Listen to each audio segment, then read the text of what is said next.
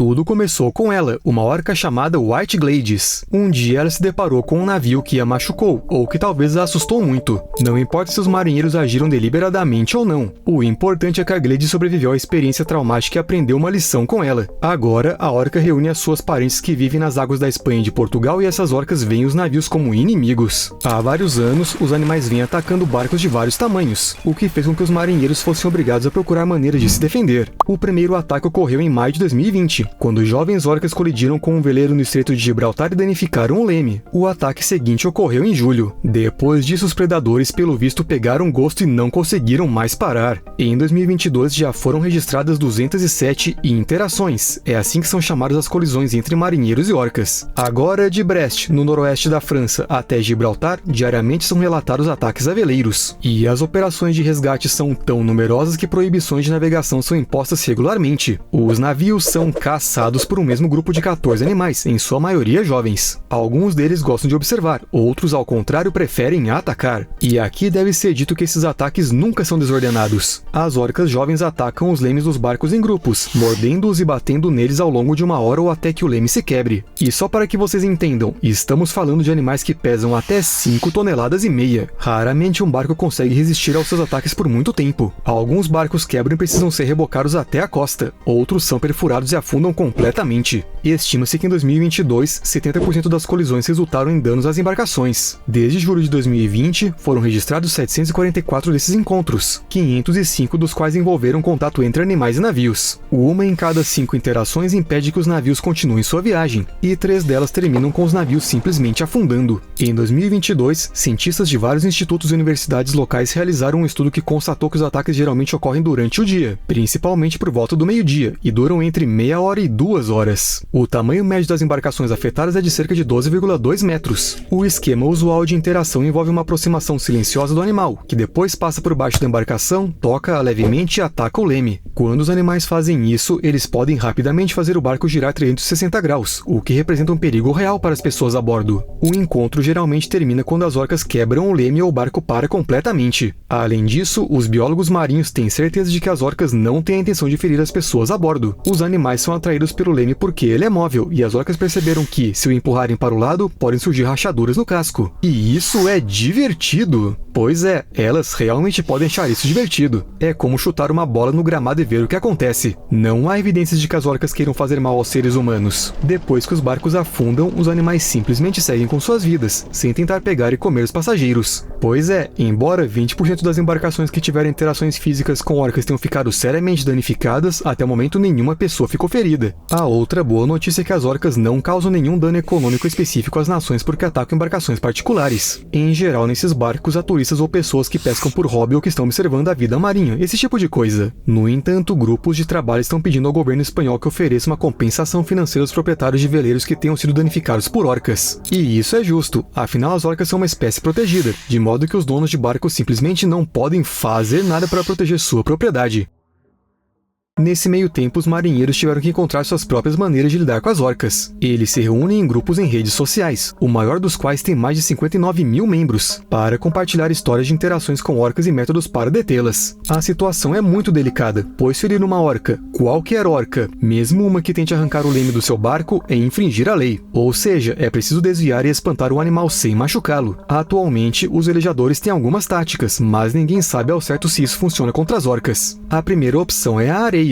Alguns marinheiros simplesmente a jogam no mar quando as orcas se aproximam, e isso afugenta os animais por algum tempo. A areia deixa a água turva e impede que as orcas se orientem, mas assim que a areia se dissolve, as orcas atacam novamente. No entanto, isso inspirou um casal sueco a levar 75 kg de areia em uma viagem ao longo da costa de Portugal. A areia realmente assustou uma orca quando ela começou a quebrar o leme do barco, mas pode ser que o casal simplesmente tenha tido sorte. A segunda opção é despejar líquidos variados na água, em vez de areia. Derramar gasolina, diesel ou urina na água e não surtiu efeito, de acordo com os poucos marinheiros que tentaram. Um homem relatou ter jogado 4 garrafas de urina no mar, mas as orcas não deram a mínima. Porém, quando uma pessoa jogou água suja com alvejante no mar, os animais ficaram furiosos e começaram a bater no leme com força redobrada. Alguns marinheiros aconselham fingir-se de morto, ou seja, desligar os motores e parar, mas pelo visto as orcas continuarão atacando até que o leme se quebre. Também não é possível navegar para longe rapidamente, afinal elas são animais muito rápidos e podem chegar a até uns 50 150 km por hora. Além disso, se as orcas perceberem o ataque como um jogo, isso só as irritará. Há também uma ideia de navegar de ré, pois as orcas não conseguem repetir essa manobra, o que significa que será mais difícil para elas chegarem ao leme. Mas nesse caso, o risco de machucar o animal é muito grande, e ninguém pode garantir 100% de que isso ajudará. Os relatos são variados. Há também a ideia de fazer o máximo de barulho possível, mas é preciso lembrar que qualquer barulho no oceano é uma má ideia, mesmo que seja uma playlist especialmente selecionada de metal para orcas. Essa playlist existe, não é só uma. Elas incluem, por exemplo, músicas como The Blood of Power, Infinite Terror, Stretched and Devoured e Exceptionally Sadistic. Dizem que esse é o estilo de música que funciona. As orcas param de atacar depois de alguns minutos, sem causar muitos danos. A questão é, claro, é se a música não faz mal às orcas. Os especialistas também gostam de lembrar que não se tratam de coelhos ou algo do tipo. As orcas são animais grandes e inteligentes que podem estar procurando interação. Se elas gostam de emoções fortes, então fazer mais barulho pode acabar atraindo as orcas em vez de afugentá-las.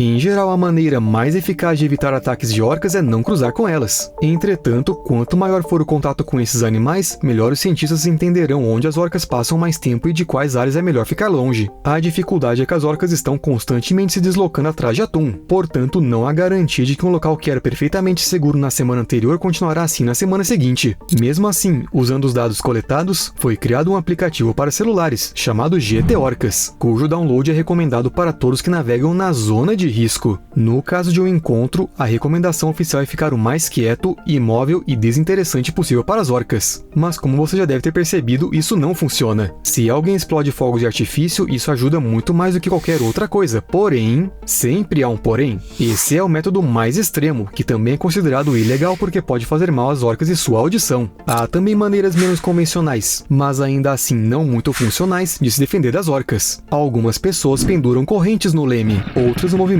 vigorosamente, tentando espantar os animais para longe. Outras batem freneticamente em varas que submergem na água. Outras ligam a sirene de nevoeiro. Enquanto isso, outros marinheiros têm novas ideias, como pintar o leme com cores desconcertantes. Também existem dispositivos explosivos, que são comumente usados por pescadores para afastar leões marinhos, focas e outros mamíferos das redes de pesca. As autoridades americanas os utilizam para fazer as orcas se afastarem de derramamentos de óleo. Mas nesse caso é pouco provável que essas bombas ajudem, pois elas explodem a uma grande distância. Outra ideia é assustar as orcas fixando espinhos anti-pombos nos lemes, naturalmente não tão longos como de costume, mas com apenas 3 centímetros cada. Mas como os animais se interessam justamente pelos lemes, isso poderia realmente funcionar e não exige nenhum investimento especial. Os espinhos podem ser instalados facilmente com cola à prova d'água e são igualmente fáceis de remover se necessário. Mas em geral as orcas causam problemas para as pessoas não apenas quando tentam quebrar os lemes de embarcações aleatórias. Além disso, elas atacam os lemes só em uma determinada região, mas podem ser encontradas muito além dela. E é aí que as orcas ficam mais selvagens, roubando peixes de pescadores comerciais, por exemplo. Pesquisadores estudaram dados das Ilhas Crozet, um arquipélago no sul do Oceano Índico, e descobriram que as orcas de lá capturam cerca de 180 toneladas de marlonga. Quer dizer, não capturam. Elas roubam o que os pescadores capturam. Os cientistas calcularam que essas orcas devoram cerca de 17,7% da quantidade total de marlongas pescadas por humanos.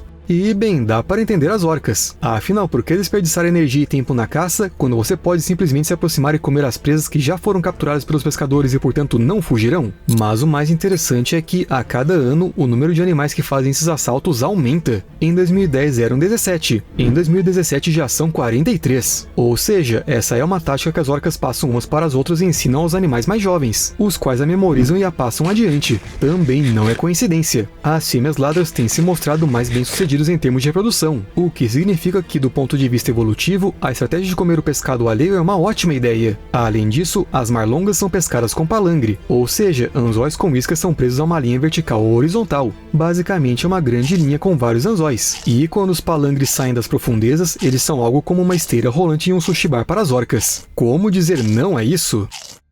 Algo semelhante acontece também no Alasca. As orcas atacam os pescadores e levam o que eles pescaram, como se fossem piratas de peixe. Os pescadores, por sua vez, precisam se defender. Eles usam barreiras acústicas, mas isso não ajuda muito. Quer dizer, as barreiras geralmente funcionam em outras partes do mundo, mas as orcas do mar de Bering parece que se acostumaram aos sons estridentes e até mesmo são atraídas por eles. Na verdade, eles se tornaram um alerta de almoço para os predadores famintos. O resultado disso é que os pescadores precisam deixar iscas adicionais para compensar o que perdem para as orcas. E isso aumenta os custos com combustível. E além disso, eles normalmente precisam contratar mais pessoas, o que também custa dinheiro. Ou seja, é preciso gastar mais. E fica cada vez mais difícil ganhar dinheiro, porque as orcas precisam ingerir cerca de 200.000 calorias por dia para sobreviver. E com um buffet nutritivo bem debaixo de seus narizes, os animais naturalmente não recusarão a comida. Afinal, eles não são estúpidos. E como se sua voracidade não fosse problema suficiente, as orcas também são muito inteligentes. Elas aprenderam a reconhecer os barcos dos pescadores, persegui-los na expectativa deles pescarem algo e comer todos os peixes que eles conseguem pegar. É impossível fugir delas. Há exemplos de orcas que seguiram pescadores por 18 horas para fazer um lanchinho. Bem, para elas isso é um lanchinho, mas para os pescadores 13 toneladas de peixes são vitais. Mas infelizmente as orcas não ligam para a situação financeira alheia, e às vezes elas comem todos os peixes, deixando apenas as bocas nos anzóis.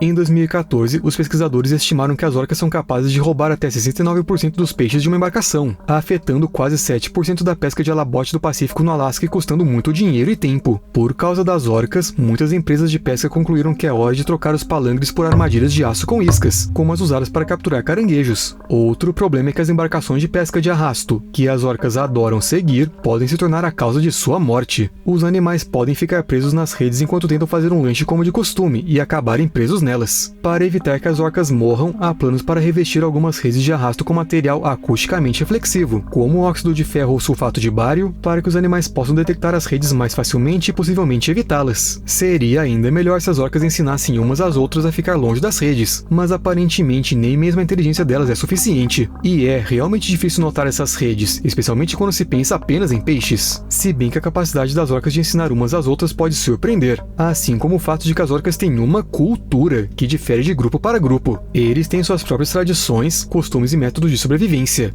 Um bom exemplo que descreve o comportamento das orcas são os chapéus de salmão. Em 1987, uma orca na costa oeste dos Estados Unidos começou a nadar com um salmão morto na cabeça, e esse comportamento se espalhou para outros membros do grupo. A moda durou um tempo, até que aparentemente as orcas se cansaram. Havia alguma razão para esses chapéus? Não, as orcas simplesmente gostavam deles. E isso muitas vezes deixa os biólogos confusos. A maioria dos animais escolhe determinados comportamentos porque isso os beneficia. Perseguir barcos de pesca para roubar todos os peixes é muito lógico e se encaixa em todas as leis de evolução e sobrevivência, mas atacar embarcações aleatórias para quebrar seus lemes desafia qualquer lógica animal normal. E esse é um dos motivos pelos quais as pessoas ainda não conseguiram descobrir como combater a estranha atração das orcas pela destruição de barcos. Afinal, por quê? Mas você se lembra da White Glades? A fêmea que iniciou todo esse ataque aos lemes? Os cientistas especulam que essa orca realmente sofreu um trauma e possivelmente decidiu se vingar. Só que as outras orcas podem muito bem ter começado a imitar o ataque simplesmente porque acharam que era uma coisa legal de se fazer. É muito divertido correr atrás de barcos e bater neles até o leme quebrar e a embarcação inteira afundar. Pura diversão! Em princípio, não é muito diferente dos chapéus de salmão. E como são os jovens que fazem isso, poderíamos até chamar o que acontece de moda adolescente. Até nos humanos ela é bastante estranha. Ah, e não se esqueça de que a White Glades não é apenas uma fêmea, embora a comunidade de orcas seja muito matriarcal. Ela é uma fêmea adulta. E na cultura das orcas, o respeito dos jovens pelos adultos é algo constante e inquestionável. Os jovens copiam o comportamento dos adultos porque acreditam que, se essas orcas muito importantes fazem algo, eles devem fazer o mesmo para garantir sua própria sobrevivência. Bem, ou para parecerem mais legais. Infelizmente, não podemos perguntar diretamente às orcas e descobrir quais são seus motivos. Portanto, não podemos dizer com certeza se a White Glades realmente ensinou aos jovens como lidar corretamente com os barcos, para que eles mesmos não se machuquem como aconteceu com ela, ou se as orcas jovens apenas imitam o comportamento da fêmea que tem autoridade porque ela tem autoridade. Mas a segunda opção é mais interessante, não acham? E em algum momento, pensando na inteligência das orcas, é natural que se chegue à ideia de que talvez os humanos sejam capazes de fazer algum acordo? Não no sentido de assinar um pacto de não agressão aos lemes. Afinal, as orcas não sabem escrever, mas... Bem, você entendeu o ponto. Na verdade, há até um precedente para isso na história. Você já ouviu falar das orcas do Éden? Não se trata de uma metáfora, mas de um grupo real de orcas que cooperou com baleeiros da tribo Yuin. Vale dizer que essa tribo, que vivia no território de Nova Gales do Sul, considerava a orca seu animal totem e a reencarnação de seus ancestrais. Não se sabe o que as orcas pensavam sobre isso, mas sabe-se que a tribo e as orcas tinham relações muito boas muito antes da caça às baleias. A caça às baleias em Éden começou em 1828, e em 1844 começaram a surgir histórias sobre esse comportamento incomum. Testemunhas oculares contaram que as orcas nadavam perto da entrada da baía de Twofold em busca de outros cetáceos. As orcas fizeram uma espécie de acordo com os baleeiros europeus no Éden. Sob a liderança de membros indígenas da tripulação, os baleeiros deixaram de tratar as orcas como parasitas e passaram a vê-las como parceiras. Foi adotada a chamada Lei da Língua, de acordo com o qual as orcas ajudavam os baleeiros a encontrar e capturar baleias maiores em troca de suas partes favoritas, os lábios e a língua. Segundo outra versão, essa lei foi adotada pela população indígena muito antes do aparecimento dos europeus, mas os dados divergem muito. Mas o princípio da caça conjunta é mais ou menos claro. As orcas encurralavam as baleias em águas rasas e sinalizavam para as pessoas que era hora de caçar. As orcas então as acompanhavam até a presa que haviam capturado e esperavam pela recompensa. Depois que a baleia era morta, os baleeiros deixavam seu corpo afundar para que as orcas pudessem se banquetear com seus lábios e língua. Quando o corpo inchava um pouco e flutuava até a superfície, os baleeiros o levavam para a praia. No final todos saíam ganhando. Porém, como geralmente acontece, os humanos estragaram tudo. Em 1901, uma das orcas nadou até a praia. Diz a lenda que um homem bêbado a matou e os habitantes da cidade ficaram indignados. Os membros da tribo foram embora, ofendidos com o tratamento dado a seus ancestrais. E os animais também reagiram. A maioria das orcas não retornou no ano seguinte, e por fim restaram apenas alguns machos. É difícil dizer o que exatamente levou as orcas a fazerem isso. Por um lado pode ter sido a redução de presas devido às ações dos baleeiros, e por outro lado pode ter sido o ressentimento. Essa reação das orcas à morte não é rara. Elas costumam deixar o local onde isso ocorre. É uma história triste, e é como se insinuasse que as pessoas não conseguirão chegar a um acordo com as orcas, o que significa que pescadores e marinheiros terão que... Só um minuto! Já foi dito várias vezes hoje que as orcas estão atacando barcos, afundando-os, roubando peixes e que os marinheiros estão tentando fazer alguma coisa, jogando areia, tocando música pesada, mas nada adianta. Mas não pense que as autoridades de todos os países em cujas águas essa gangue de orcas atua estão simplesmente ignorando o problema. Há trabalhos e pesquisas em busca da solução ideal, mas ela ainda não foi encontrada. E se levarmos em conta que apenas 4 anos se passaram desde o início dos ataques, ainda é cedo para culpar algo ou alguém. A situação dos ataques de orcas aos lemes é única. Nada parecido com isso jamais aconteceu na história da humanidade. Portanto, é preciso tempo para encontrar uma maneira de fazer algo com relação a essas orcas. Por exemplo, há planos para marcar as orcas que atacam navios, afinal não há muitas delas. Dessa forma será possível seguir esses animais e avisar os marinheiros sobre sua aproximação. Até o momento só foi possível marcar uma orca, mas aí os humanos estão apenas começando. Graças às coordenadas de GPS das orcas e aos modelos de previsão, estão surgindo algumas variáveis que permitem prever onde esses animais estarão. Os especialistas envolvidos estão confiantes de que 100% dos ataques recentes poderiam ter sido evitados simplesmente informando as pessoas. Estas são orcas comuns, com características e habilidades padrão, como por exemplo, a capacidade de criar uma onda. Por muitos anos elas acumularam experiência e recursos, dominando os oceanos, mas só até a evolução liberar novos pets, e então outras orcas apareçam no planeta.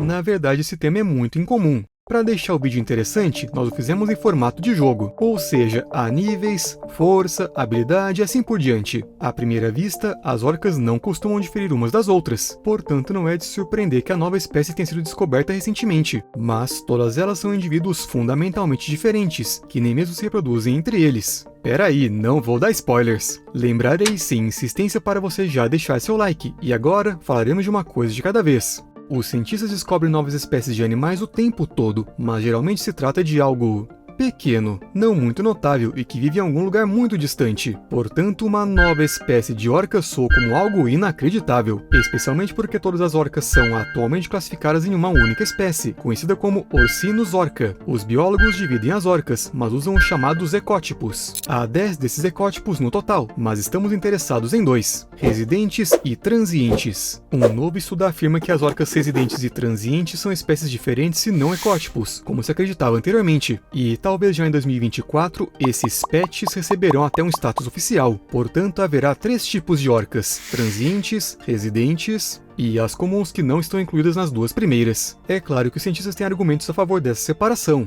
As orcas residentes não se reproduzem com orcas transientes, mesmo que vivam perto umas das outras. Esse comportamento é, no mínimo, estranho para membros de uma mesma espécie. E se olharmos o DNA, descobriremos que os 2 grupos de orcas se separaram há cerca de 300 mil anos. E isso é tempo suficiente para que eles se separem em espécies. Além disso, durante todo esse tempo, as orcas residentes não cruzaram com orcas transientes ou comuns. Nunquinha. As orcas seguiram caminhos evolutivos independentes que nem sequer se cruzaram. Agora elas não interagem umas com as outras e até se comportam de forma agressiva quando se encontram. Basicamente isso pode ser comparado aos lobos. Lobos, coiotes e cães domésticos podem parecer uns com os outros, mas pertencem a espécies diferentes, embora sejam considerados membros do mesmo gênero. E adivinhe só, se os cientistas entrarem num acordo, essa será a primeira grande mudança na taxonomia das orcas desde 1874, ou o primeiro pet realmente legal reconhecido oficialmente pelos desenvolvedores. Mas quais as diferenças entre a nova espécie de orca e a que pretendem chamar de orca comum? Vamos começar com as transientes. Elas são tão diferentes umas das outras que, a princípio, os cientistas pensaram que elas eram algum tipo de párias sociais, que na verdade foram expulsas de grandes grupos permanentes. Demorou mais de uma década para que as pessoas entendessem como tudo funcionava. Conseguiram descobrir que as orcas transientes vivem mais longe no oceano aberto e comem mamíferos, ao contrário das orcas residentes, que fazem todo o oposto. As orcas transientes também têm aparência diferente se você souber onde olhar. Não que a natureza tenha se dado muito trabalho com a nova skin, mas elas são maiores e suas nadadeiras dorsais são mais triangulares. As mandíbulas das orcas transientes são mais fortes e mais curvas, possivelmente necessárias para lidar com um almoço de meia tonelada, pois esse é justamente o peso dos leões marinhos de Stellar. Também foram feitos alguns ajustes no comprimento. As orcas transientes ficaram maiores do que seus parentes em cerca de 50 centímetros em média. Mas por que tudo isso? Para justificar o aumento da força e a capacidade de causar sérios danos ao caçar mamíferos marinhos. E elas realmente precisam causar danos muito mais sérios, pois o cardápio das orcas transientes consiste em diversos animais grandes, e incluindo focas, toninhas, leões marinhos de Stellar, leões marinhos da Califórnia, botos de Dall, golfinhos de laterais brancas do Pacífico e às vezes outras baleias. Além disso, as orcas transientes tiveram que melhorar suas armas. Portanto, sim, elas têm mandíbulas mais fortes, as quais podem usar para lidar com presas realmente grandes e fortes. Naturalmente, elas também não poderiam deixar de ter dentes maiores, e portanto, as orcas transientes se tornaram donas de presas parecidas com as de um urso pardo. E isso acrescenta alguns pontos às habilidades de intimidação e penetrabilidade física. Os cientistas notaram que as orcas transientes têm dentes mais desgastados, com pontas achatadas, em comparação com todas as outras orcas. E essa estrutura dentária se destina a esmagar ossos e peles duros, o que é essencial na caça de grandes mamíferos.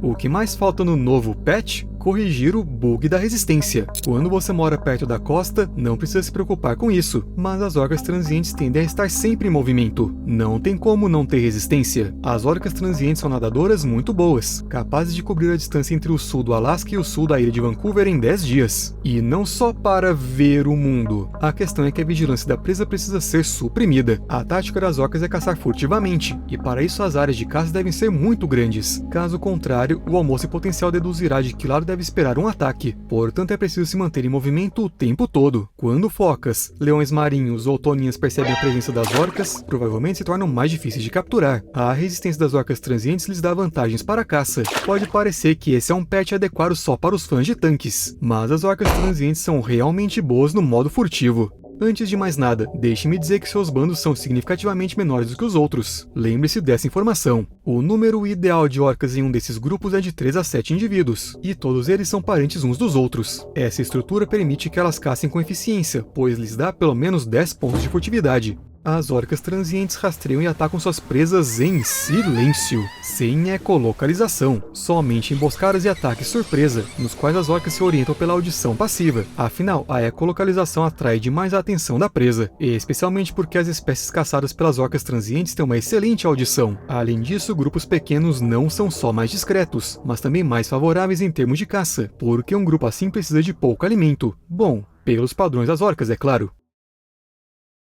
As orcas transientes também desenvolveram bem a agilidade, e, portanto, seus movimentos são menos previsíveis durante a caça. Talvez a nadadeira dorsal as ajude nesse aspecto, mas os cientistas ainda não entenderam isso completamente. E a agilidade é necessária aqui, tanto quanto a resistência, porque, literalmente, cada item do cardápio das orcas desenvolveu suas próprias táticas para evitar predadores e aumentar sua velocidade. No final, ou você é uma orca ágil e muito tranquila, ou uma orca faminta. Portanto, as orcas transientes claramente arranjaram alguma espécie de artefato, tipo, sei lá, algas da esperteza ou conchas da astúcia, que lhes deram mais 10 pontos de inteligência? Já mencionei que elas caçam silenciosamente, mas essa espécie é basicamente muito quieta. Eles só gritam 5% do tempo que estão embaixo d'água, e só usam seu sonar para navegar e encontrar presas em rajadas curtas. Portanto, os pulsos se misturam a ruídos como o estrondo das ondas quebrando ou das pedras batendo umas nas outras. A presa simplesmente não consegue ouvir o perigo que se aproxima. Por outro lado, as orcas ouvem muito bem suas presas e podem até distinguir sons como batimentos cardíacos ou o barulho produzido quando uma toninha corta a superfície d'água com sua nadadeira dorsal. E embora compense acrescentar 1 ou 2 pontos à audição, os pesquisadores sugerem que as orcas transientes podem ter uma desvantagem. Elas são mais vulneráveis ao ruído das embarcações submarinas.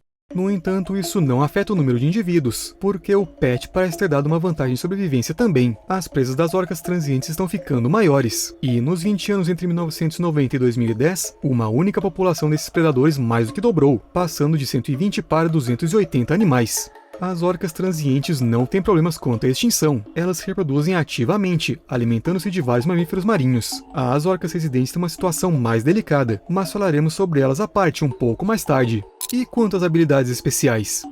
As orcas transientes também têm muitas delas, pois suas habilidades de caça são impressionantes. Ao caçar alimento, as orcas podem lançar uma foca 24 metros no ar. E isso é como um karatê, só que usando a cauda. Porém, o impacto é realmente devastador, e as orcas realmente batem muito nas focas com suas caudas. Não porque as orcas gostem de fazer isso. Bem, ou não só por isso. É que mamíferos marinhos como focas e leões marinhos têm garras e dentes afiados que podem ferir gravemente quem os ataca. Mas é aí que a inteligência entra em ação. Para manobrar com segurança em torno de sua presa e devorá-la, a orca enfraquece. E um golpe de cauda é simplesmente ideal. Afinal, poucas pessoas se sentiriam bem depois de algo assim. Às vezes as orcas usam as nadadeiras em vez da cauda, e às vezes elas jogam suas presas a uma altura enorme. Os cientistas acreditam que essa seja uma manifestação extrema do golpe de cauda. Há outro motivo: esses golpes preliminares enfraquecem a pele do animal, e as orcas não comem essa pele. Portanto, bater em uma foca com a cauda é tipo descascar uma banana? Sou horrível, eu sei. Bem, acho que já esclarecemos a questão das orcas transientes, mas antes de passarmos para as residentes, quero entender uma coisa muito importante. Como os cientistas percebem que não dá para continuar e que uma nova espécie deve ser identificada? E sabe o que eu descobri? Não existe uma definição única do que pode ser considerado uma espécie, e as divisões entre as populações de animais costumam ser muito tênues. Antes, era mais ou menos assim. Os cientistas concordavam mais ou menos uns com os outros que a criação de espécies distintas exigia uma separação física ou uma incapacidade de cruzar entre si. Ou seja, eles levavam em conta a fisiologia e a genética ao decidir que certos animais eram de espécies diferentes e outros eram da mesma espécie. Mas os tempos estão mudando, e agora muitos pesquisadores estão convencidos de que também devemos considerar a cultura, o comportamento e a forma de comunicação dos animais, pelo menos quando se trata de orcas. E na verdade não há nada de inesperado no fato de terem decidido separar algumas orcas em espécies independentes. Elas são animais que percorrem todos os oceanos do mundo, desde as águas polares até os trópicos. Algumas orcas comem pássaros, filhotes de baleias ou arenque, outras caçam arraias de amanta ou tartarugas marinhas. Na Antártida, as orcas se reúnem em grupos e derrubam focas do gelo. Em ambos os hemisférios, as orcas foram vistas pulando nas praias e puxando focas da terra firme. Está entendendo onde quero chegar? As orcas são diferentes demais para serem uma única espécie. Há muito tempo existem indicações de que esse comportamento de caça e as diferenças na dieta podem não ser apenas preferências. Porque as preferências são escolhas feitas diariamente, enquanto a dieta das orcas é extremamente fixa. Elas simplesmente não comem o que não estão acostumadas a comer e não o comerão mesmo que estejam com fome. Entretanto, durante décadas, os cientistas não entendiam esses comportamentos e não os consideravam evolutivamente significativos. Até recentemente. Mas e quantas orcas residentes? Atualmente se distinguem duas populações dessas orcas no noroeste do Oceano Pacífico, a do norte e a do sul, de acordo com seu habitat. Elas se alimentam quase exclusivamente de salmão, mas as orcas residentes que preferem as águas do Alasca podem diversificar seu cardápio, incluindo outros peixes. Mas seja como for, elas não incluem mamíferos em sua dieta. Nunca! Por causa disso, as orcas residentes perdem pontos na habilidade de intimidação. As presas das orcas transientes não têm medo delas, porque nem as focas nem as toninhas consideram as orcas residentes uma ameaça. Os golfinhos de laterais brancas do Pacífico e os botos de Dall costumam até nadar ao lado delas. Elas não impõem nenhum respeito. De que outra forma as orcas residentes diferem de seus parentes de praticamente outra espécie? Bem, elas formam grandes bandos, caçam por ecolocalização e vivem mais perto da costa. Além disso, elas têm uma nadadeira dorsal arredondada, e seu crânio e os dentes têm formato formatos diferentes dos das orcas transientes, e até mesmo os sons que elas emitem não são semelhantes. Por exemplo, seus pulsos de sonar são mais frequentes e não podem ser confundidos com o som das ondas. As pessoas que estudaram as orcas de perto perceberam essa diferença há muito tempo. Elas até consideraram que estavam lidando com espécies diferentes, mas a grande ciência é uma coisa desajeitada. Foram necessários mais de 40 anos para que a comunidade científica finalmente reconhecesse o óbvio. As orcas residentes também perdem em termos de tamanho. Provavelmente é melhor ser pequena para mergulhar fundo em busca de salmão. Em parte, essa é a razão pela qual as orcas residentes estão na lista dos animais em perigo de extinção. Os humanos competem com elas pelos peixes, mas as orcas residentes claramente desenvolveram carisma. Elas vivem em bandos grandes e multifamiliares de indivíduos de diferentes idades e se comportam de forma que isso ajude a aumentar seu sucesso na caça ao salmão. Não, as orcas não atacam os peixes em grupos. A habilidade única aqui é outra, e as orcas residentes têm sorte porque a evolução também lhes deu alguns pontos de sabedoria. Para pegar salmão é preciso conhecimento especializado. Sua migração concentra os peixes em diferentes lugares em diferentes épocas do ano, e as orcas precisam saber exatamente aonde ir para poder comer. Essas informações são transmitidas de geração em geração, e a sobrevivência de um determinado indivíduo é maior se ele permanecer com seu bando e seguir as tradições. É por isso que há grandes grupos familiares, onde as crianças recebem pontos de experiência dos adultos e os passam para a próxima geração de filhotes. E essa transferência de conhecimento é essencial, tanto que, se os filhotes não obtiverem pontos de experiência na família, não poderão obtê-los em lugar nenhum.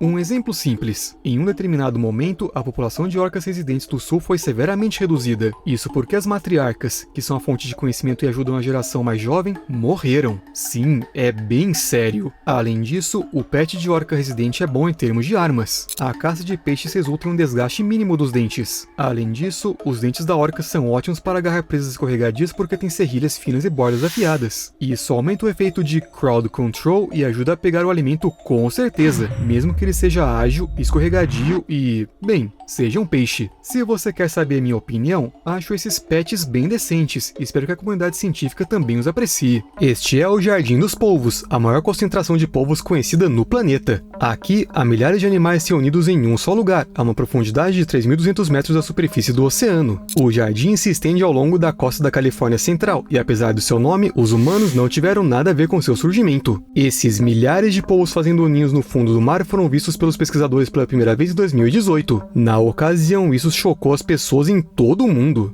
Os cientistas passaram vários anos estudando o fenômeno e agora finalmente conseguiram entender tudo. E havia muito o que entender. Lembrando da maneira menos insistente possível para aqueles que se esquecem de deixar um like e fazerem isso agora mesmo. Basta clicar e...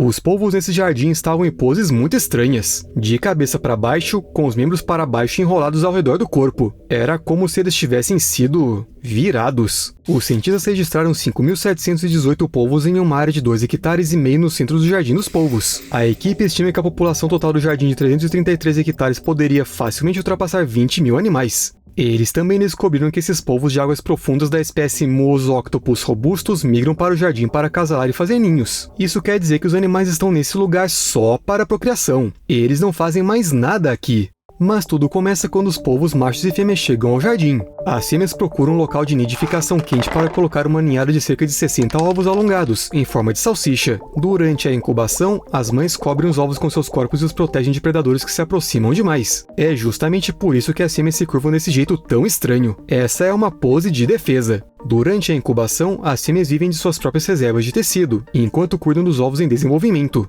Vale a pena dizer que o jardim encontrado na Califórnia é o maior agrupamento de polvos já descoberto pelos cientistas. Ou seja, em princípio há outros jardins semelhantes. Eles também são chamados de berçários, porque os polvos aumentam suas proles neles. Outro berçário como esse foi encontrado perto da costa da Costa Rica, mas a descoberta na Califórnia surpreendeu os cientistas mesmo assim. Em primeiro lugar, devido ao número de animais, e em segundo lugar, porque os polvos geralmente são criaturas solitárias que preferem água fria. O que estava acontecendo no fundo do mar não se encaixava com as informações que já eram conhecidas. Esses polvos estavam em um respiradouro hidrotermal, e o calor desse respirador acelera o desenvolvimento dos ovos. É simples, quanto mais fria a água, mais lento é o crescimento dos embriões. Portanto, os pesquisadores que observaram o jardim esperavam que, em uma temperatura próxima a zero no fundo do mar, os ovos de polvo eclodissem em 5 a 8 anos, se não mais tarde. Em vez disso, porém, os polvos nasceram em menos de 2 anos. O calor das fontes termais aumentou o metabolismo das fêmeas e de seus filhotes, encurtando o tempo necessário de incubação. Os 5 a 8 anos habituais trazem muitos riscos à prole. Transformar-se de um ovo em um polvo não é uma tarefa fácil. Grandes agregações de polvos, como o jardim, atraem predadores. Uma rica comunidade de invertebrados vive perto das fêmeas que fazem os ninhos e que, obviamente, se beneficiam dos ovos que ainda não eclodiram e dos filhotes vulneráveis, e especialmente porque não há muito o que comer em águas profundas. Além disso, há o perigo de ferimentos e doenças. Resumindo, é difícil ser pequenino no fundo do mar. A mãe tem um tempo limitado para proteger os ovos porque suas próprias reservas corporais vão se esgotando. Quanto mais tempo levar para os polvos eclodirem, maior será a probabilidade de sua protetora simplesmente não sobreviver. Mas quanto mais curto for o período de incubação, maior será a chance de sobrevivência dos filhotes e a mãe terá mais tempo para protegê-los. Acelerar é uma ótima ideia. A propósito, de acordo com outros dados, a incubação nas condições locais, sem aquecimento, deve durar de 5 a 10 anos ou até mais. Portanto, o que os filhotes do jardim conseguiram fazer em 2 anos, acelerou seu desenvolvimento em 5 vezes. É como se uma gravidez humana durasse menos de 2 meses em vez de 9. Espero que um dia isso seja possível. E pode ser que alguém se pergunte, como os cientistas conseguiram estudar tudo isso a essa profundidade e por tanto tempo? Será que eles também têm um Steve? Bem, foi graças à tecnologia moderna. Os pesquisadores instalaram uma câmera no fundo do mar para registrar imagens, e depois distinguiam os polvos uns dos outros por cicatrizes e outras características. Foi assim que descobriu-se que todos os animais no jardim eram machos e fêmeas adultos em idade reprodutiva. Seu número estava aumentando, mas não havia filhotes ou jovens por perto, até que os filhotes eclodiram. Agora, talvez, seja a hora de tentar entender como o jardim tem essa temperatura elevada, capaz de acelerar o desenvolvimento dos filhotes de polvo. Vale lembrar que ele está localizado a uma profundidade de 3.200 metros abaixo da superfície do oceano, em uma pequena colina próxima ao pé do monte submarino Davidson. E é justamente esse monte que desempenha um papel fundamental aqui, afinal, ele é um vulcão submarino extinto. A temperatura ambiente da água é de 1,6 graus Celsius, ou seja, muito fria. No Jardim dos Polvos, entretanto, a situação é diferente e a água chega a 11 graus Celsius. Quando os pesquisadores descobriram o Jardim dos Polvos, eles observaram o que chamaram de água cintilante. Esse fenômeno ocorre quando águas quentes e frias se misturam, o que permitiu supor que havia fontes termais até então desconhecidas na região. Pesquisas posteriores dos cientistas confirmaram que os ninhos de polvo estão localizados em fendas banhadas por fontes hidrotermais. Em outras palavras, as fêmeas escolhem os locais mais quentes para incubar seus ovos. Mas como funcionam as fontes hidrotermais? É simples. A água que se infiltra pelo fundo do mar recebe calor do manto da Terra, e em seguida é expelida para fora pelas rochas vulcânicas, como o vulcão Davidson. Diferentemente das fontes hidrotermais que se formam nas cristas das cordilheiras e expelem plumas de água quente que são fáceis de detectar, essas fontes termais são realmente misteriosas. Elas expelem água quente que se dispersa em apenas alguns metros acima do fundo, por isso são muito difíceis de serem encontradas. E isso só é possível devido a esse brilho muito tênue. Na verdade, os polvos do jardim tiveram sorte, pois a temperatura lá é ideal. Há fontes tão quentes no fundo que, se uma fêmea de polvo colocasse seus ovos lá, eles ficariam cozidos rapidamente, se é que se pode dizer isso de ovos de moluscos. Por outro lado, para os polvos, independentemente de sua idade, a água fria é um freio garantido. Isso ocorre porque os polvos são exotérmicos, ou seja, animais de sangue frio. As temperaturas do mar profundo desaceleram seu metabolismo, que são as reações químicas que ocorrem em suas células. Em termos simples, é a maneira através da qual o organismo extrai energia de seu ambiente e a utiliza para suas próprias necessidades, incluindo crescimento, desenvolvimento, reprodução. Resumindo, a energia é usada para coisas variadas. Quanto mais rápidos os processos metabólicos, mais energia o organismo pode obter. No caso dos polvos, essa energia, que se torna mais abundante no calor, é gasta no desenvolvimento da prole nos ovos. E quanto mais energia houver, mais rápido os polvos nascem. Mas é claro, tudo tem seus limites. Não se pode aumentar ainda mais a temperatura e esperar que os polvos acelerem tanto que eclodam em uma semana e se tornem adultos imediatamente. De acordo com um estudo realizado com a espécie Octopus maia, se a temperatura da água estiver acima de 27 graus centígrados, as fêmeas param de botar ovos. E se elas já puseram alguns, esses ovos morrem depois de alguns dias. Como a maioria dos outros moluscos cefalópodes, os habitantes do Jardim dos Polvos morrem após a reprodução. Os machos morrem imediatamente, as fêmeas morrem enquanto incubam seus filhotes. E tantos animais mortos em um só lugar são uma festa para os necrófagos. Um banquete. Eles terão comida em qualquer caso e sempre. Não existe essa história de fêmeas, por exemplo, terem a sorte de sobreviver a uma reprodução e irem para uma segunda rodada. Durante todo o período de incubação, que lembre-se é de 2 anos inteiros, as fêmeas não caçam. Elas não comem nada e se alimentam apenas do que já conseguiram acumular antes da fase de maternidade. Enquanto isso, os invertebrados ficam só aguardando o fim da incubação. Essas imagens, por exemplo, mostram uma anêmona comendo um polvo morto. Ela ficou só esperando. Em geral, a autodestruição de polvos fêmeas, independentemente da espécie e do habitat, é um tópico de grande interesse para os cientistas. Muitas espécies animais morrem após a reprodução, mas no caso das mamães polvo, isso parece particularmente alarmante. As fêmeas não apenas param de comer, mas algumas delas também tentam acabar com suas vidas de todas as formas possíveis. Uma fêmea que cumpriu seu dever reprodutivo pode se bater em uma pedra, arrancar sua pele e até comer pedaços de seus próprios tentáculos. Parece uma loucura total. Agora, os pesquisadores descobriram substâncias químicas que parecem controlar esse comportamento. Depois que a fêmea deposita seus ovos, começam as mudanças no organismo. A produção de hormônios esteroides aumenta, e em seguida ocorre uma mudança bioquímica que se torna uma sentença. Mas esse é provavelmente um tema para um vídeo separado. É melhor voltarmos ao jardim. Uma câmera de time-lapse mostrou que as fêmeas em nidificação empurram os corpos de polvos mortos para longe para manter os necrófagos longe de seus ovos. Eles já têm presas suficientes, mas ninguém recusaria um lanchinho a essa profundidade. Nas profundezas do mar, os alimentos são escassos e nada é desperdiçado. Grandes necrófagos, como peixes-ratos, peixes ofidiformes, búzios e anêmonas do mar, banqueteiam-se com os restos dos polvos. E eles devem se sentir muito felizes, pois há 72% mais alimentos para os necrófagos no jardim do que nas águas ao redor dele. Todos esses necrófagos, incluindo peixes, camarões, estrelas do mar e caracóis, formam um ecossistema próspero sustentado pelos polvos mortos. Perto dali, em áreas semelhantes do fundo do mar rochoso, a fauna é muito menos diversificada, e a densidade populacional é menor. Os filhotes, por outro lado, nascem e vão para outro lugar para sobreviver e crescer. A fêmea morre e é devorada por necrófagos, e uma nova fêmea imediatamente toma seu lugar. Você se lembra, não é?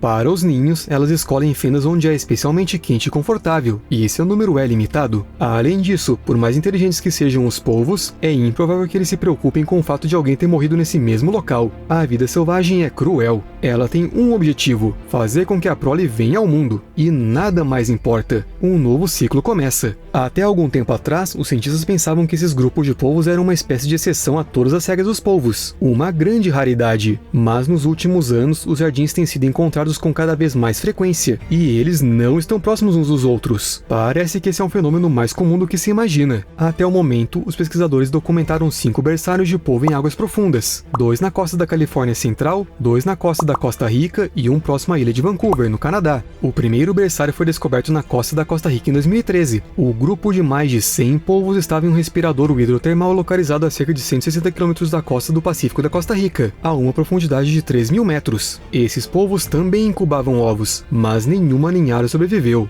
O segundo berçário foi o nosso, esse sobre o qual falamos durante todo o vídeo, perto do vulcão Davidson. Depois, em 2019, outro foi encontrado perto do Jardim dos Polvos, quer dizer, meio próximo, a 17 quilômetros. Para os polvos, essa é uma bela distância.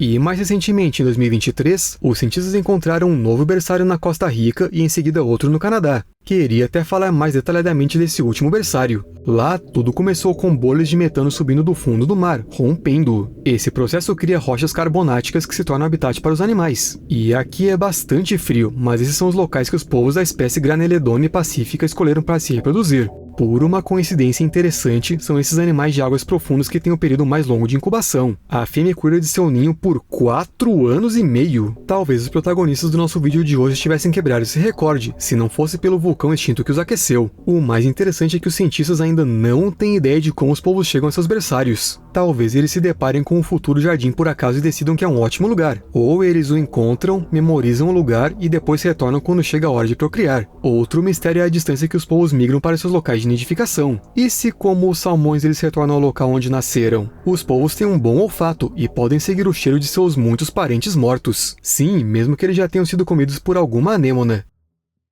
Parece que lugares como esse definitivamente precisam de proteção. De fato, o Monte Davidson e seu jardim de polvo são protegidos como parte do Santuário Marinho Nacional da Baía de Monte Rei. As mudanças climáticas, a pesca e a mineração são um risco para as profundezas do mar. É fundamental proteger o ambiente único onde os animais de águas profundas se reúnem para se alimentar ou se reproduzir. Mas é claro que para que a proteção seja eficiente, o jardim deve primeiro ser estudado minuciosamente. Os cientistas estão no processo de fazer exatamente isso, pois apesar de toda a pesquisa realizada, ainda há muito mais a ser visto. Hoje é proibido procurar extrair petróleo, gás ou outros minerais no território da reserva, bem como perfurar, fazer qualquer dragagem do fundo do mar e construir edifícios. Também não é permitido abandonar uma embarcação que acidentalmente encalhe nessa área. Além disso, não se pode ancorar um navio e deixá-lo, muito menos deixar substâncias nocivas a bordo de uma embarcação abandonada. As substâncias também não podem ser descartadas. É proibido interagir com espécies nativas, trazer espécies não nativas, atrair tubarões brancos, navegar em barcos a motor ou até mesmo voar muito baixo sobre a água. E essa nem é a lista completa. Parece que o melhor é não visitar essa área, para não infringir algo sem querer, porque todas as regras existentes são fiscalizadas com muita seriedade na reserva. Há patrulhas terrestres, aéreas e marítimas na área. Os guardas protegem o território usando pequenos barcos e grandes embarcações de patrulha, e os guardas florestais controlam literalmente tudo. A maioria das infrações individuais tende a se limitar a pequenas áreas e a ocorrer em curtos períodos de tempo. No entanto, algumas infrações ocorrem com frequência em toda a reserva, como a intimidação de mamíferos marinhos ou aves. Nem mesmo as multas impedem as pessoas. As violações das regras da reserva são punidas com multas civis de até 140 mil dólares por dia de violação. Além das multas, os infratores podem ser obrigados a pagar os custos para lidar com as consequências do que fizeram e da restauração do meio ambiente. Qualquer propriedade associada à violação, como barcos, equipamentos e ferramentas, pode ser confiscada enquanto se aguarda o processo judicial. Em muitos casos, a violação das regras de preservação implica a violação de outras leis federais e estaduais, o que significa mais multas, possível confisco de propriedade, detenções e até mesmo processos criminais. A propósito, na reserva também é crime interferir em uma investigação ou no trabalho dos agentes da lei. Como que os cientistas não ficaram com medo de investigar os polvos? É o poder da ciência, o que posso dizer? O fato de até as raposas serem um perigo para os seres humanos na Austrália poderia ter sido uma piada, mas não há nada de engraçado nisso. Os ataques desses animais estão se tornando cada vez mais frequentes. Ao sul de Melbourne, uma mesma raposa agressiva atacou várias pessoas em um período de 2 semanas. O animal simplesmente as mordeu porque quis. Ow, you f***ing... E esses ataques a humanos não são o único problema que as raposas causam. Elas exterminam animais exclusivamente australianos e invadem fazendas. Não é de se admirar que os australianos não tenham aguentado isso. Eles declararam guerra às raposas.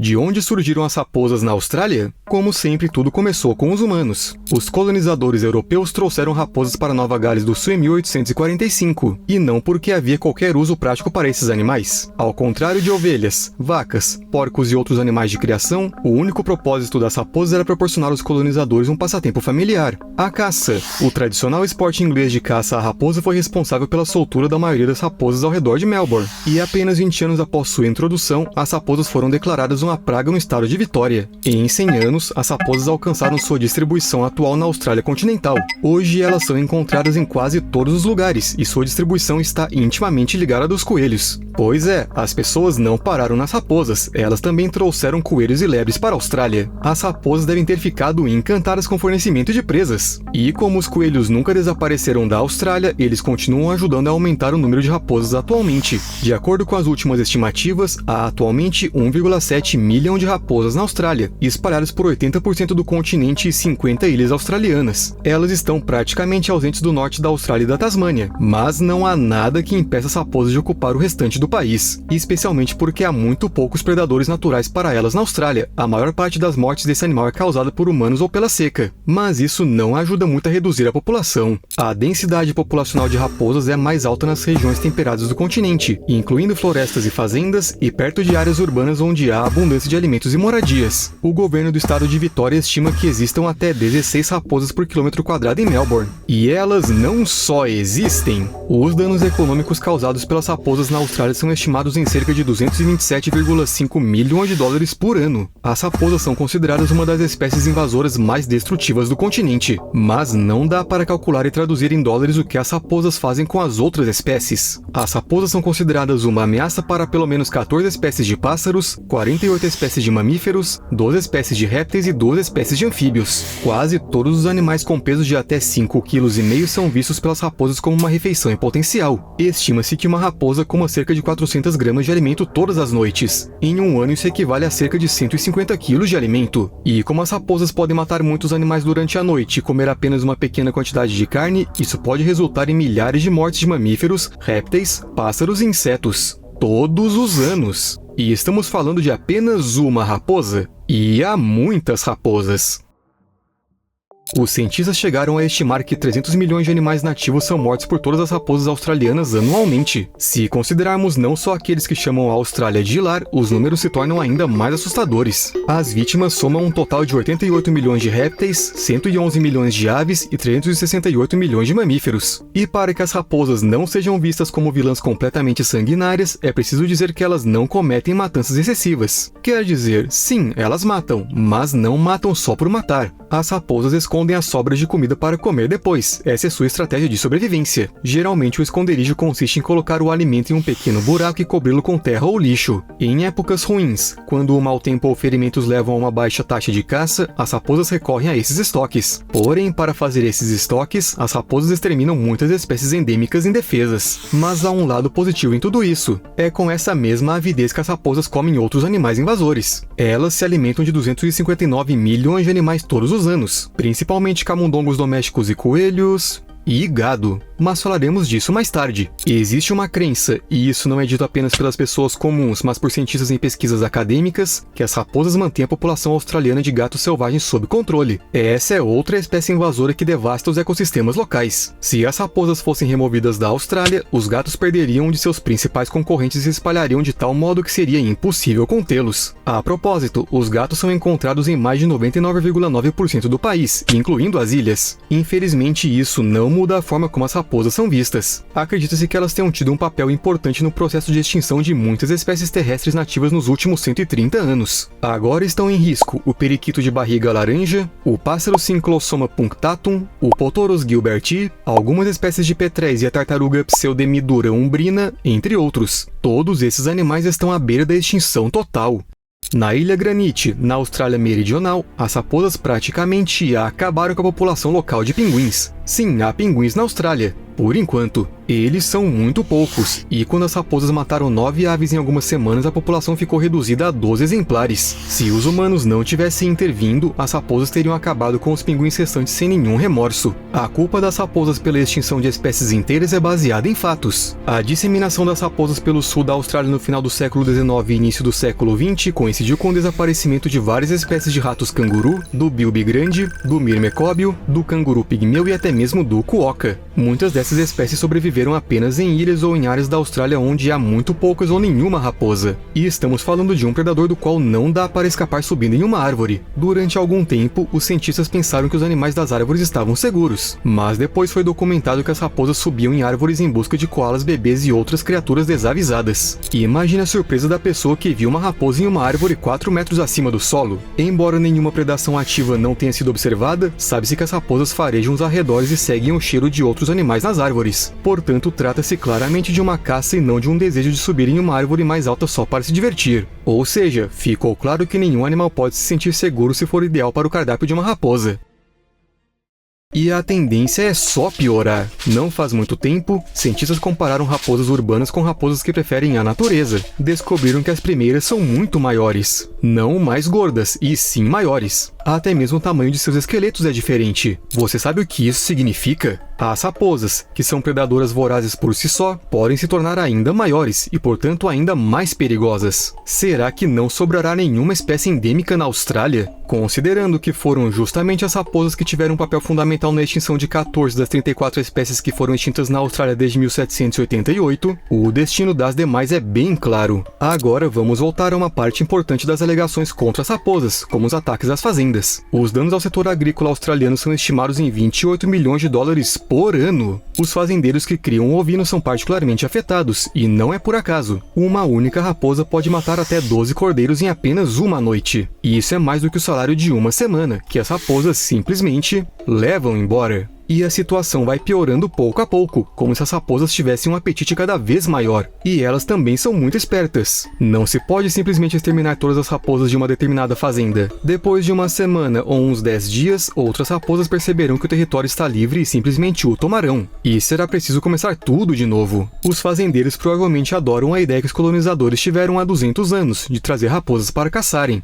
Sabe-se que as raposas podem matar cordeiros e cabras. A predação por raposas de filhotes saudáveis e viáveis geralmente é inferior a 5%, mas tudo depende da fazenda. As raposas podem causar grandes perdas de gado, matando com antecedência. A estratégia delas é essa mesmo, o que não facilita a vida dos fazendeiros. As raposas geralmente mordem cordeiros e cabritos na garganta, e com menos frequência no pescoço por trás, mas nesse caso precisam morder várias vezes. As raposas não têm tamanho e força suficientes para deter e imobilizar adultos, nem para esmagar seus ossos, por isso precisam caçar filhotes, e morder muitas vezes seguidas. Além disso, sabe-se que as raposas às vezes carregam pequenos cadáveres de animais para dentro de suas tocas para alimentar seus filhotes. Isso explica por que aves domésticas, cordeiros e outras presas pequenas simplesmente desaparecem das fazendas sem deixar rastros. Tudo isso, é claro, custa muito dinheiro. Por exemplo, 17,5 milhões de dólares são perdidos na produção de ovinos por ano. Essa é uma estimativa um pouco desatualizada, afinal os preços dos carneiros têm aumentado nos últimos tempos. Mas o que é certo é que a predação por raposas pode causar uma perda de 4 a 30% dos cordeiros, o que definitivamente é muito. A maioria dos ataques de raposas ocorre nas primeiras 24 horas de vida de suas vítimas. Enquanto o segundo cordeiro está nascendo e o primogênito está vagando perto da mãe, balindo desprotegido, qualquer raposa pode atacá-lo rapidamente.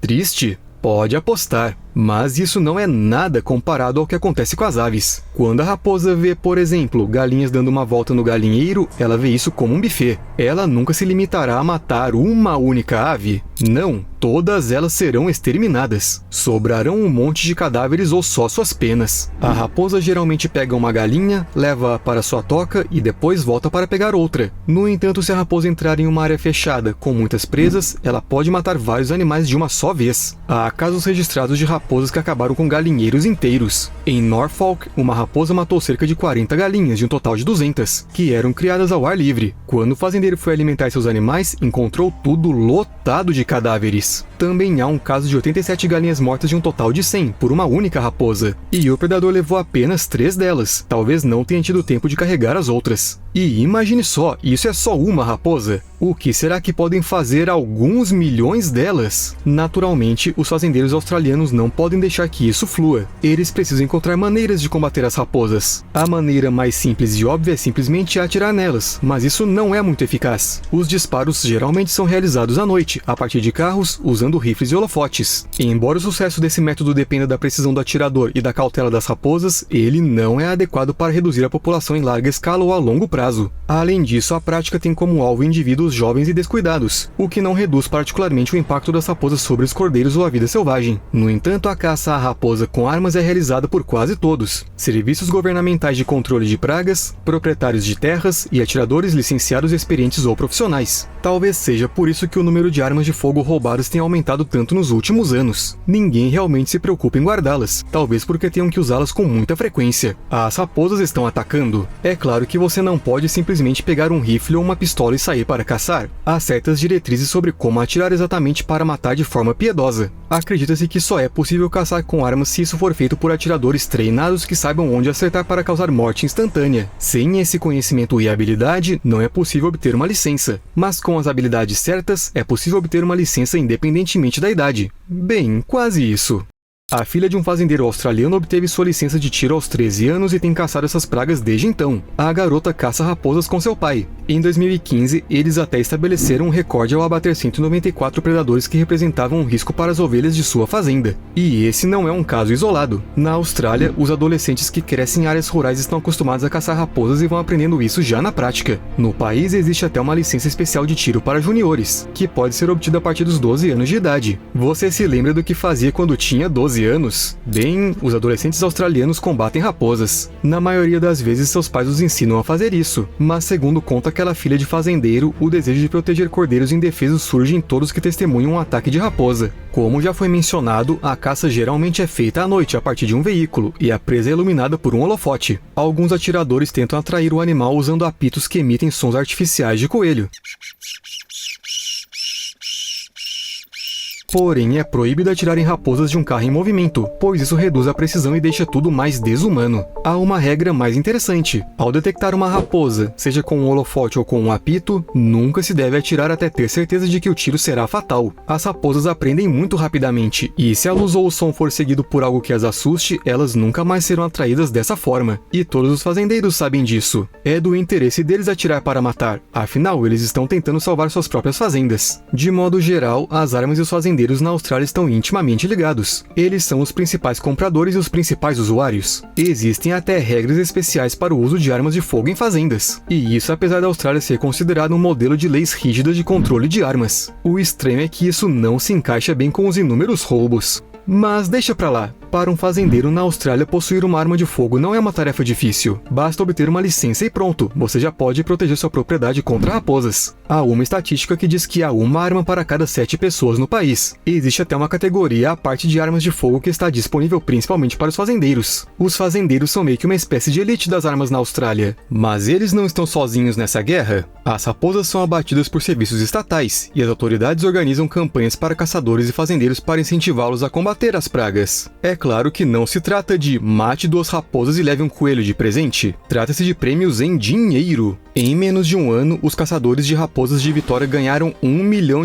ao abater 100 mil pragas. No total, foram investidos no programa 4 milhões em prêmios em dinheiro e foi possível se livrar de 400 mil raposas em 3 anos. Sim, deram apenas $10 por raposa, mas como você deve se lembrar, há um número muito grande de raposas. Além de tudo isso, a Austrália tem clubes especiais para a caça tradicional de raposas. Sim, aquela mesma que deu início à invasão das raposas na Austrália. No Reino Unido, esse tipo de passatempo foi banido há muito tempo, mas na Austrália as pessoas já caçam raposas sem qualquer tradição, e então, por que não? Pelo menos uma vez por semana durante os meses de inverno, os membros dos clubes de caça saem a cavalo, acompanhados por cães de caça, para caçar raposas. Naturalmente, esse tipo de caça tem muitos opositores. Eles alegam, entre outras coisas, que matar raposas com a ajuda de cães é simplesmente desumano. No entanto, esse tipo de caça é feito por pessoas ricas e em propriedades privadas. Além disso, eles garantem que não há nada de desumano. Parece controverso.